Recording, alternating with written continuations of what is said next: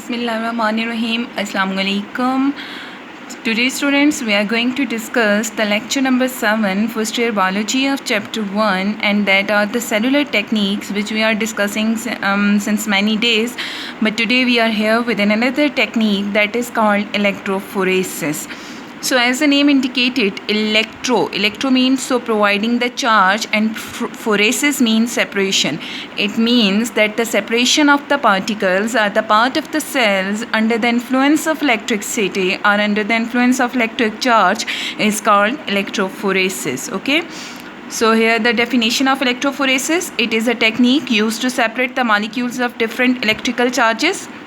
आपको पता है सेल के अंदर डिफरेंट इलेक्ट्रिकल चार्जेस प्रेजेंट होते हैं या वो मॉलिक्यूल्स प्रेजेंट होते हैं जिनके ऊपर चार्जेस प्रेजेंट हों. लाइक आपके पास सेल के अंदर डीएनए है, आरएनए है, या आपके कुछ प्रोटीन्स हैं which are charged in nature. ठीक है, अब डीएनए और आरएनए के ऊपर चार्ज होता है तो आपने हम आगे जाके सेकेंड चैप्टर में डिस्कस करेंगे डीएनए आरएनए का स्ट्रक्चर, तो आपको आइडिया हो जाएगा कि उसके ऊपर चार्ज क्यों प्रेजेंट होता है. बट मैट्रिक में आप पढ़ चुके हैं कि डीएनए के न्यूक्लियोटाइड्स में फॉस्फेट प्रेजेंट होता है. So due to that phosphate DNA and RNA both contain the negative charge. So it means that they are the charge particles as well as proteins such as histone protein, जो कि आपने अपने उसमें भी पढ़ी थी, जो आपका क्रोमोसोम का स्ट्रक्चर था उसमें हिस्टोन प्रोटीन्स प्रेजेंट होती हैं. They are positively charge molecules. So and many of the proteins are positive in nature due to the presence of basic amino acids. So we can change charge और we can change the we can separate the particles based on their charges. ठीक है, so it is a general term that describe the migration and separation of charge particles. Now why we are using the term migration? Because we are loading the sample at a point, and from that point we would apply the electricity or the electric volt, and under the influence of that electric volt the charge particle starts to migrate, and the separation of the charge particles will be done under the influence of that electric field. Okay, so the most common type of electrophoresis which we usually used in biology is gel electrophoresis. It is a technique used to separate the DNA, RNA and protein fragments according to their sizes. बेटा आप यहाँ पे कुछ operators देख रहे हैं. In the first diagram it is micropipette which is used to load the sample in the gel. ये second आपको जेल नज़र आ रही है जो जेल हमने कास्ट करके बनाई है. Then we will discuss how we will make the gel or cast the gel. Okay.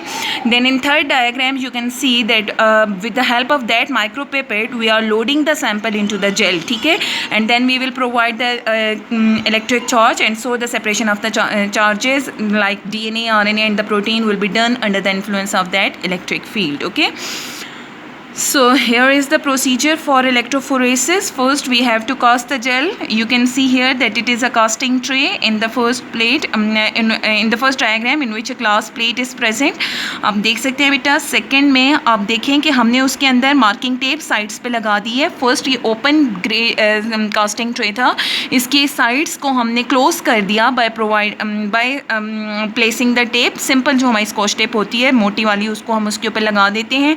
Then उसके अंदर जेल डाल रहे हैं. ये जो जेल है it is made up of agarose. ठीक है, एंड दैट एगरोज जो हमने टिश्यू कल्चर में भी पढ़ा था कि पॉलीसेकेराइड होता है, उसको पानी में डिज़ोल्व करते हैं हॉट वाटर में, और उसको फिर इस जेल के अंदर गर्म तो नहीं बहुत ज़्यादा होता लेकिन हल्का सा ठंडा जब हो जाए तो आप उसको इसमें ट्रे में डाल देंगे. ठीक है, और फिर उसी ट्रे के अंदर आप एक साइड पे देखिए आपको कॉम्ब लगी हुई नज़र आ रही है. ये कॉम्ब इसलिए लगाया जाता है कि जब जेल सॉलिडिफाई हो जाए, ठीक है, तो आप उसमें से कॉम्ब निकाल दें. सिंपली अगर आप देखें, आप घर में आटा बना रहे हैं, अगर सपोज तो उस आटा बनाते हुए वो पाउडर है आटा, उसको आपने पानी में डिज़ोल्व किया, कुछ फॉर्म में वो लिक्विड रहेगा, देन आप अगर आप उसको ट्रे में डाल दें तो वो हार्ड होना शुरू हो जाता है. सेम इसी तरह से आपका जो जेल एगरोज जेल होती है वो भी हार्ड हो जाती है. ठीक, हाँ, लेकिन अगर आप उस आटे के अंदर कॉम्ब लगा दें और जब आप उसको निकालें तो आपको उसके अंदर वेल्स नज़र आएंगे. ठीक है, so for that purpose DNA comb is used और the molecular comb is used to make the wells in the gel. ठीक है, then we have this micropipette as we have discussed it. So we will use this micropipette to load the samples mean charge particles in this gel. ठीक है, अब आप इस jail में देखें, आपको ये फ्रेगमेंट्स वो नज़र आ रहे होंगे, ये जो वेल्स बने हुए हैं और इनके अंदर इस माइक्रोपिपेट की मदद से हम लोडिंग कर देंगे. देन आप नेक्स्ट इसमें देखें कि आप इसके साथ पॉजिटिव नेगेटिव आपने दो जो हैं वो इलेक्ट्रोड्स यूज़ किए, उसको पावर सप्लाई दिया.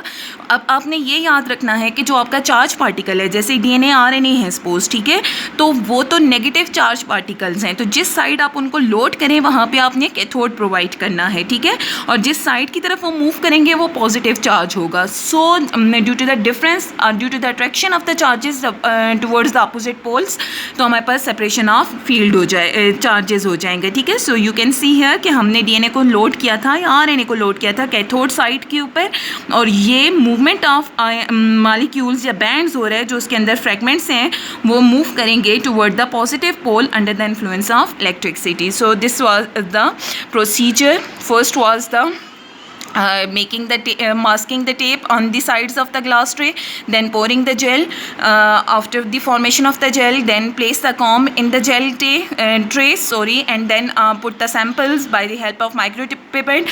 Then keep the tray in the electrophoresis tank and provide the power supply, so the charges will move according to their opposite charges. Okay, so this is the electrophoresis tank. ये आपने को नज़र आ रहा होगा, इसमें इस centre में जो ब्लू पड़ी हुई है ये हमारे पास वो जेल ट्रे है जो हमने बनाई थी. साइड पे आपको एक ग्लास का चैम्बर नज़र आ रहा है बेटा, और इसके अंदर इलेक्ट्रोलाइट सोल्यूशन है. ये इलेक्ट्रोलाइट सोल्यूशन यूजुअली TE यानी ट्रेस EDTA या TBE trace boric acid EDTA का सोल्यूशन होता है. और ये इसलिए होता है क्योंकि हम इसमें अगर DNA RNA डाल रहे हैं तो ये इलेक्ट्रोलाइट एक्ट करते हैं एज अ बफर, ताकि उसका pH चेंज ना हो, DNA RNA उसके अंदर डीनेचर ना हो जाए. ठीक है, देन आप उसको पावर सप्लाई प्रोवाइड कर रहे हैं, और under the influence of this power supply हमारे पास चार्जेस जो हैं वो मूव करेंगे. आप यहाँ पे देख सकते हैं नेगेटिव पॉजिटिव चार्ज हैं.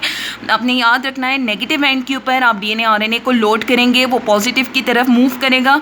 पॉजिटिव एंड के ऊपर आप प्रोटीन्स को लोड करेंगे, वो नेगेटिव एंड की तरफ मूव करेगा. So it depends upon the molecule जिनको आप सेपरेट कर रहे हो कि उनके ऊपर कौन सा चार्ज है. ठीक है, so according to that charge आपने उनकी सेपरेशन करनी है.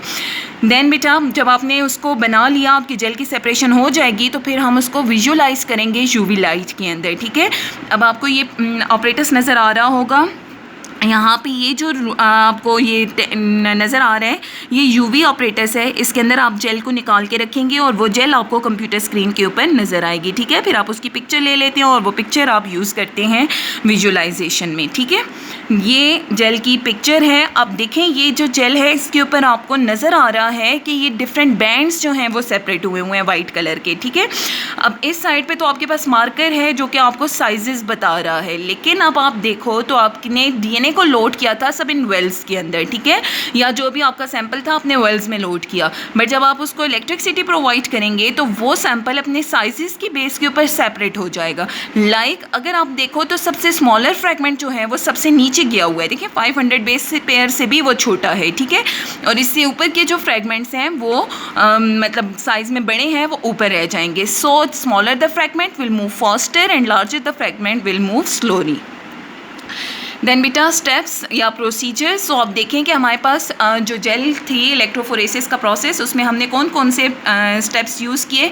सबसे पहले हमने यूज़ किया formation and casting of the gel. Formation आप मतलब कि आपने एगरोज पाउडर लेके उसमें हॉट वाटर डाला, समटाइम TB बफर भी डाला जा सकता है, बट यूजुअली हॉट वाटर में उसको डिज़ोल्व करते हैं एंड देन उसको कास्ट यानी सॉलिडिफाई होने के लिए छोड़ देते हैं. जब उसकी कास्टिंग हो जाती है तो फिर हमने उसमें सैंपल लोडिंग करनी है. लोडिंग ऑफ सैंपल जो कि माइक्रोपिपेट की मदद से होगी, वो करने के बाद आप उसको इलेक्ट्रोफोरेसिस जार में रखेंगे या ऑपरेटर्स में रखेंगे और आप उसे इलेक्ट्रिक करंट प्रोवाइड करेंगे. So under the influence of electric field charges will get separate and finally we will visualise the gel. जो आपने ट्रे रखा था उसके अंदर उसमें से आप जेल निकालेंगे क्योंकि वो सॉलिड हो चुकी है. ठीक है, उस जेल को आप जाके UV लाइट में रखेंगे और आपको कंप्यूटर स्क्रीन के ऊपर उसका इमेज नज़र आ जाएगा, और जो इमेज बनेगा आपका वो जेल का इमेज होगा, ठीक है। सो ये आपके पास 4 बेसिक स्टेप्स हैं, इनको आप 3 में भी लिख सकते हैं। First loading of sample, second electrophoresis and third visualisation.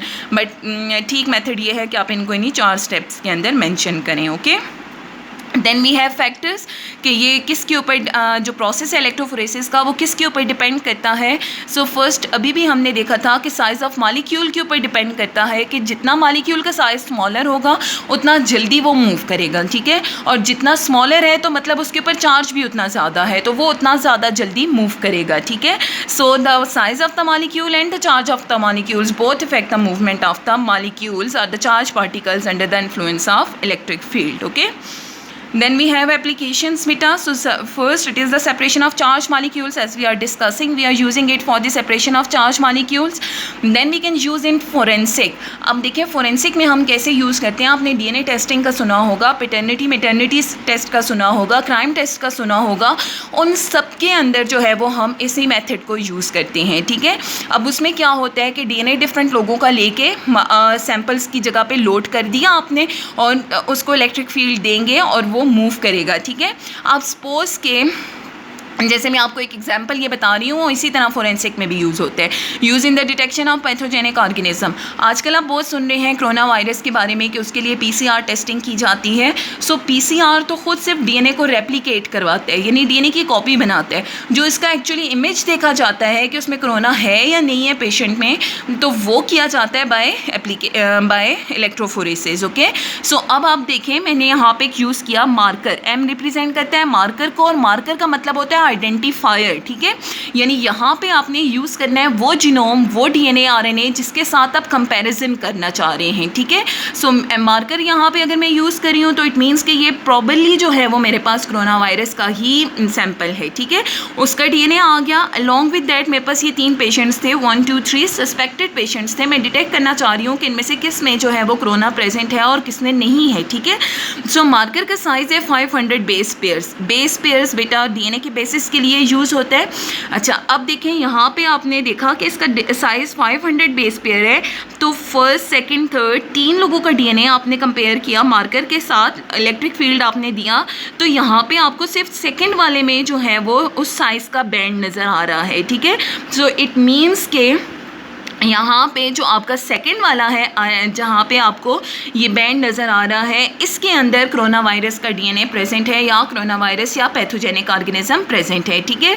Same इसी तरह अगर आपने फोरेंसिक में इसको यूज़ करना है तो आप उसमें क्राइम से जो आपको ब्लड सैंपल मिलता है या वटेवर जो भी मिलेगा उसको आप सस्पेक्टेड लोगों के साथ जेल करेंगे। तो जब DNA आपका जेल होगा तो उसमें जो बैंड उनकी सिमिलर साइज़ का आएगा, इट मीन्स कि वो वाला पर्सन जो होगा वो उस जगह मेन कल्पलेट होगा, ठीक है। सो ये हमारे पास मेथड है जिसके थ्रू हम डिफरेंट एप्लीकेशंस को स्पेशली मॉलिक्यूलर लैब्स के अंदर या फोरेंसिक्स के अंदर यूज़ करते हैं। और आजकल तो हमारे जितना भी रिसर्च है वो सारी की सारी, क्योंकि DNA रिसर्चिंग है, ज़्यादातर जीन्स के ऊपर रिसर्च है, तो सबके अंदर इलेक्ट्रोफोरेसिस को यूटिलाइज़ किया जाता है। And this is the process by which we can use the separation of charge particles under the influence of electric field, ठीक है। So this is for electrophoresis. Hope you have understand it. Good luck and have a nice day.